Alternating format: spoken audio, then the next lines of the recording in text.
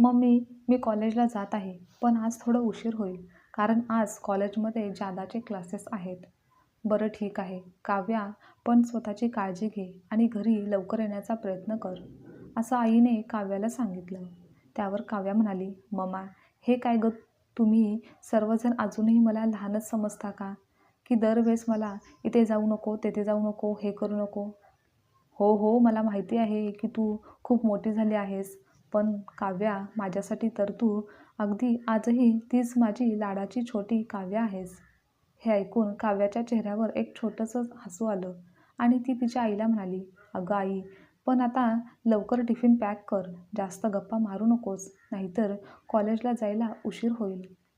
इतक्यात काव्याची आजी तेथे आली आणि म्हणाली, काय गं काव्या, इतक्या घाई गडबडीत, इतक्या लवकर आज कुठे चालली आहेस? अगं आजी, आज कॉलेजमध्ये एक्स्ट्रा क्लासेस आहेत, म्हणून कॉलेजसाठीच निघते.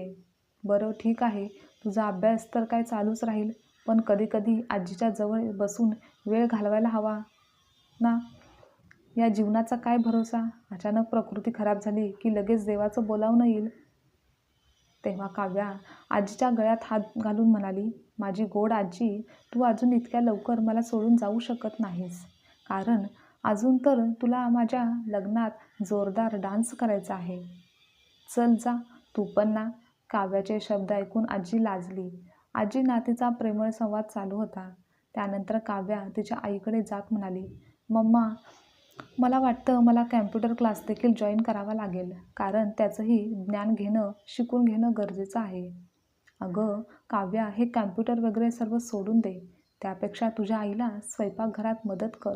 घरातील 4 कामे शिकून घे, नाहीतर सासरच्या लोकांकडून बोलणं ऐकून घ्यावं लागेल, असं काव्याची आजी तिला सांगत होती. त्यावर काव्या बोलते, काय आजी, तू पण ना, कोणत्या काळातल्या गोष्टी करतेस? ते लोक मला का बोलतील? तेव्हा आजीने काव्याच्या डोक्यावर हात ठेवून म्हटलं, बाळा, तू काहीही कर, कितीही शिक्षण घे किंवा कितीही चांगली नोकरी कर, पण घरकाम हे शिकलं नाही तर सगळं व्यर्थ आहे. कारण हा समाज स्त्रियांसाठी कधीच बदलत नाही. आपली यातून कधी काही सुटका होत नाही.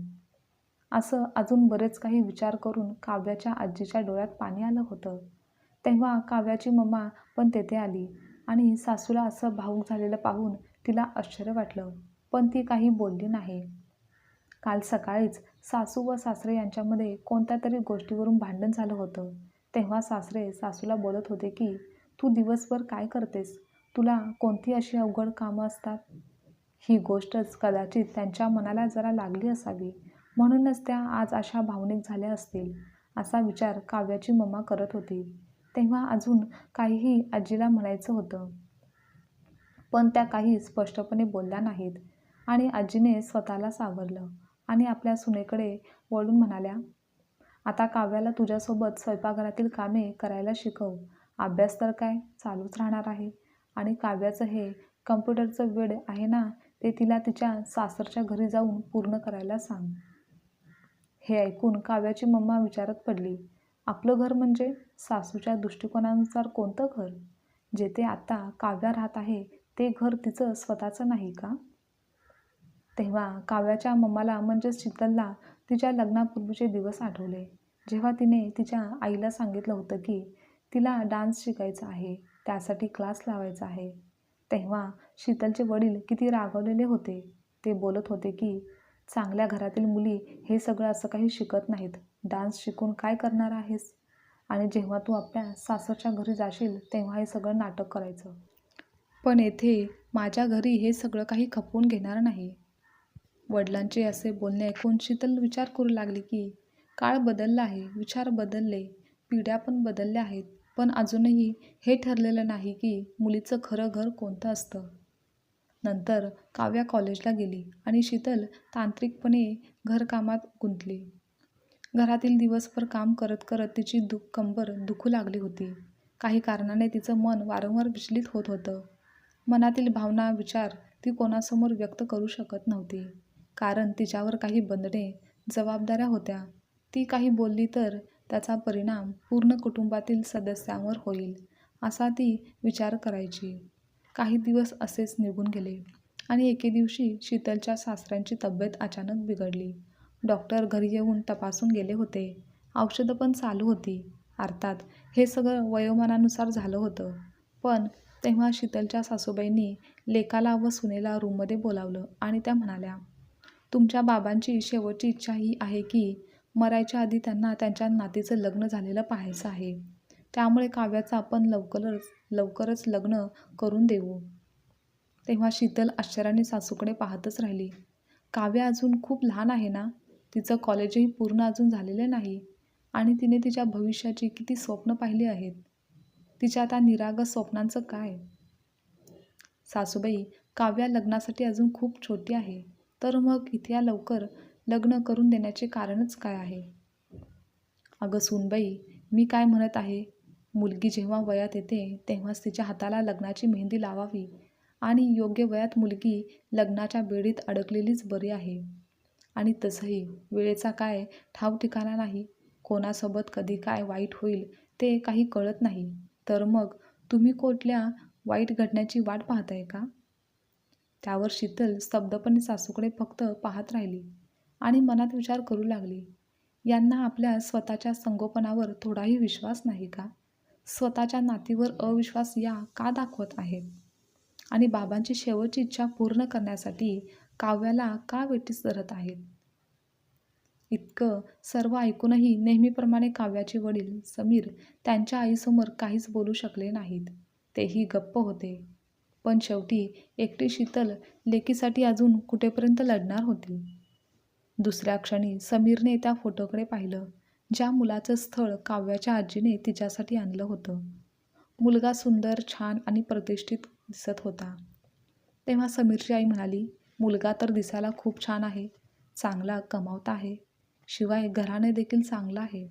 तर मी असं म्हणत होते की काव्या तिकडे खुश राहील. तेव्हा आपल्या लेकीला समजावून सांग, तेच तिच्या भल्याचं आहे. सासूच्या अशा बोलण्याने शीतल खूपच बैचेन झाली. पण समीर शांतपणे त्यांच्या आईच्या गोष्टी ऐकत होता आणि शीतलला समीरकडून याहून जास्त काही अपेक्षा नव्हती. पुढे समीरची आई म्हणाली, काव्याला लवकरात लवकर हा फोटो दाखव व तिला लग्नासाठी तयार कर. नाहीतर उद्या काही असं होऊ नये की लाडक्या लेकीने कोणालाही न सांगता लग्न करून टाकलं. शीतल मनात खूप त्रासली. ती काही न बोलताच तेथून निघून गेली.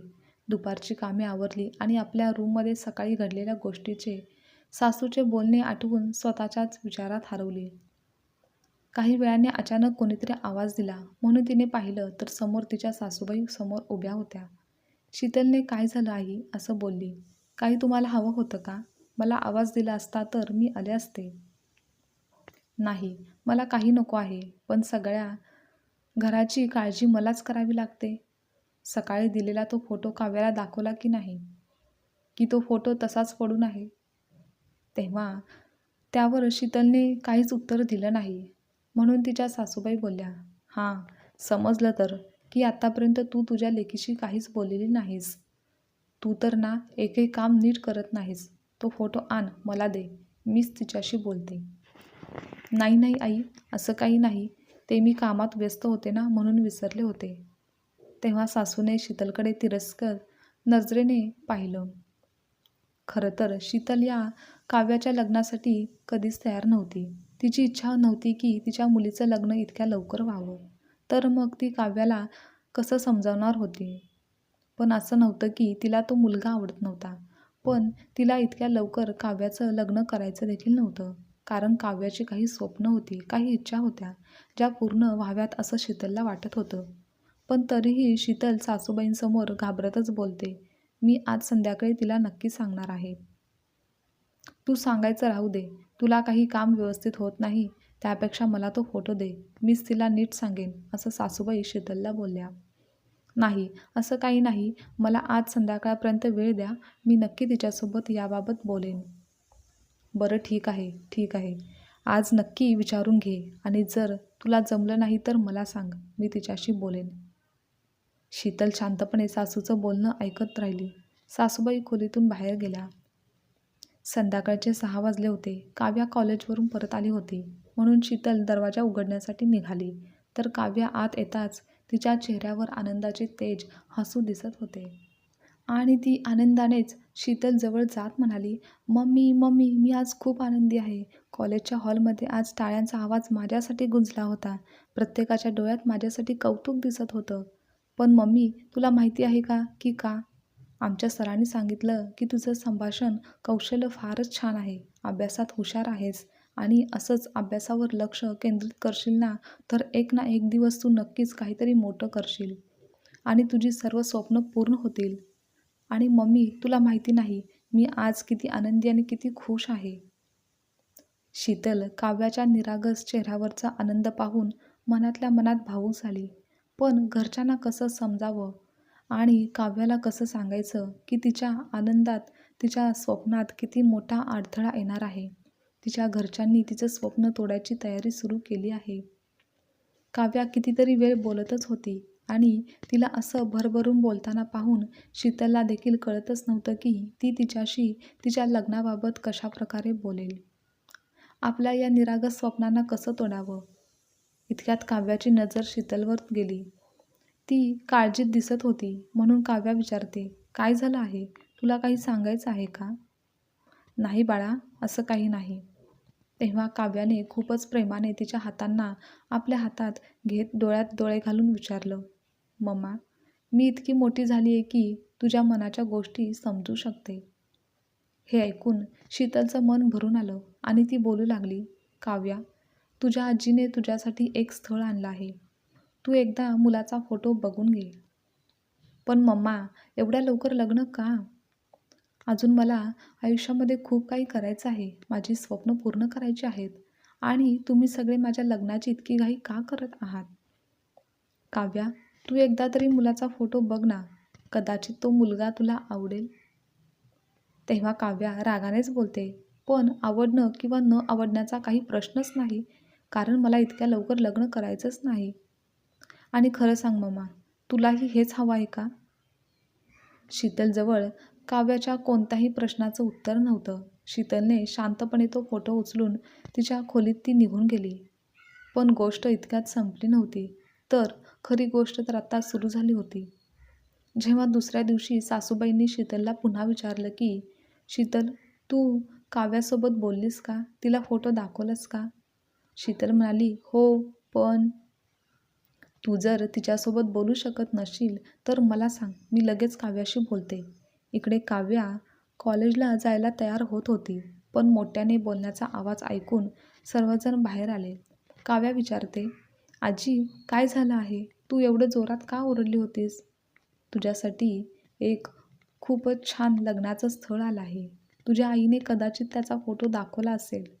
आम्हा सर्वांनाच ते स्थळ पसंत आहे. तर तूही फोटो एकदा बघून घे आणि त्यांना तसा काय तो निरोप द्यायचा आहे." "आजी, माझ्या लग्नाची इतकी घाई का आहे?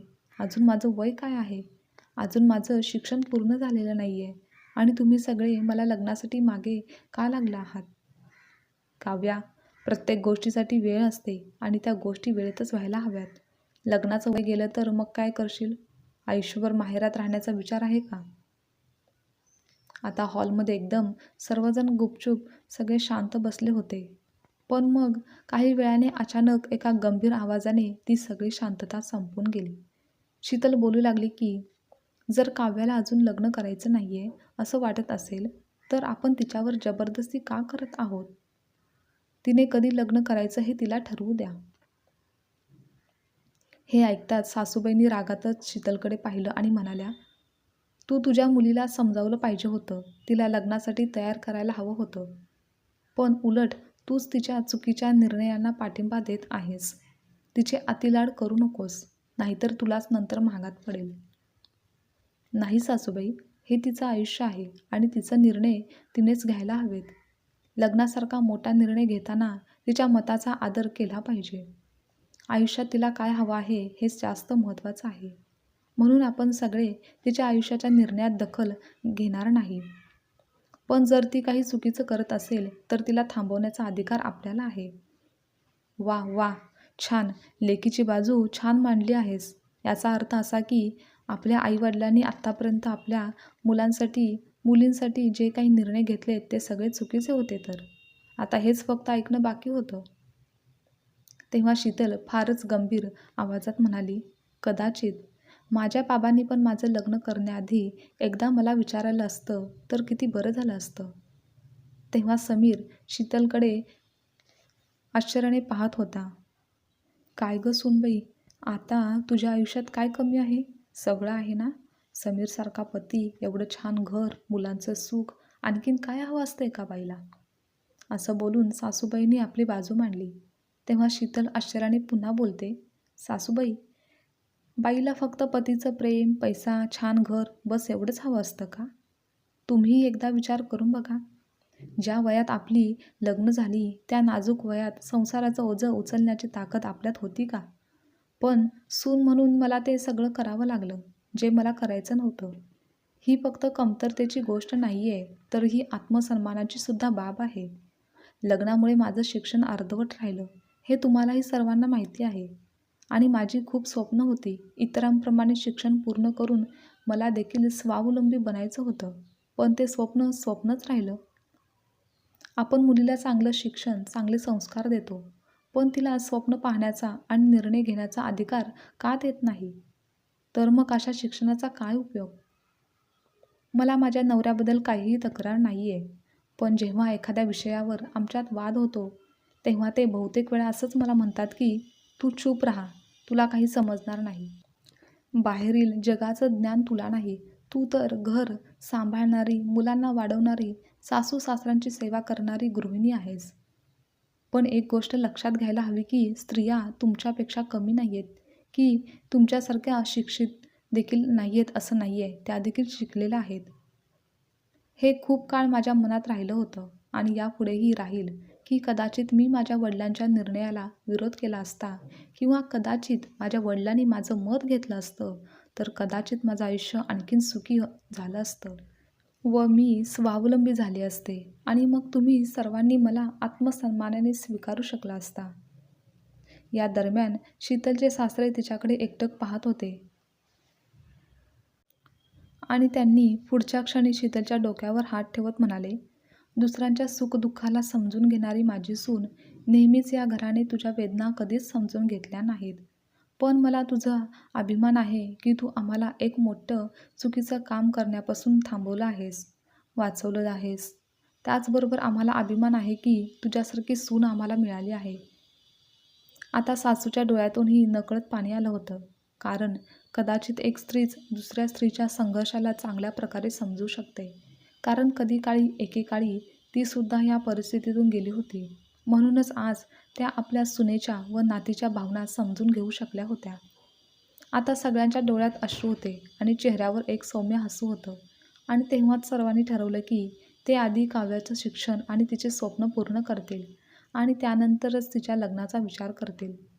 आज एका आईच्या धाडसामुळे काव्याचं आयुष्य पुन्हा नव्याने स्वप्न बघण्यास आत्मविश्वासाने तयार झालं होतं.